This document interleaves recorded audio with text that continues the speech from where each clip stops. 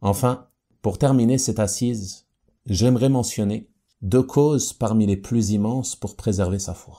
La première est celle que le prophète sallallahu alayhi wa sallam a mentionnée dans le hadith que nous avons cité au début d'assise, qui est l'invocation d'Allah subhanahu wa ta'ala.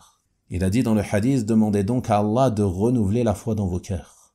Car si Allah subhanahu wa ta'ala ne t'aide pas et ne raffermit pas la foi dans ton cœur, alors tu ne pourras rien sans son aide, subhanahu wa ta'ala. وَلَكِنَّ اللَّهَ حَبَّبَ إِلَيْكُمُ الْإِيمَانَ وَزَيَّنَهُ فِي قُلُوبِكُمْ. Mais c'est Allah qui vous a fait aimer la foi et l'a enjolivée dans vos cœurs. Demande donc à Allah subhanahu wa ta'ala de nous faire aimer la foi, de l'enjoliver dans nos cœurs et de nous faire détester la mécréance, la perversité et les péchés. La deuxième cause, qui est très importante pour préserver sa foi, par tous les moyens que l'on a mentionnés dans cette courte assise, c'est d'être un vrai muhajir, c'est-à-dire d'accomplir la hijra dans son sens large. Le prophète sallallahu alayhi wa sallam a défini le muhajir comme étant celui qui s'éloigne, qui s'écarte de tout ce qu'Allah subhanahu wa ta'ala a interdit.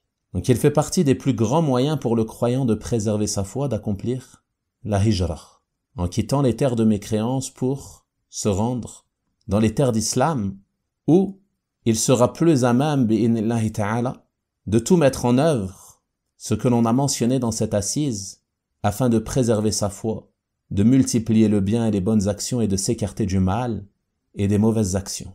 Et dans un sens plus large, il nous est demandé de faire la hijra de sorte à nous éloigner de tout ce qu'Allah subhanahu wa ta'ala a interdit, de s'éloigner de tous les péchés, de faire des efforts pour s'écarter du mal et des mauvaises actions, que ce soit physiquement ou virtuellement à travers ces écrans aujourd'hui, s'éloigner des endroits de mal, s'éloigner des endroits où les mauvaises actions sont commises ouvertement, et ne pas penser que se mélanger à ces personnes qui commettent des péchés, ou à se trouver dans ces endroits où le mal est commis jour et nuit, sans aucune pudeur.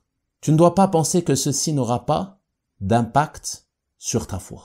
Mais ta foi est touchée à chaque fois que tu te retrouves dans ces milieux où les péchés sont commis et propagés, wal-'iyadhu billah.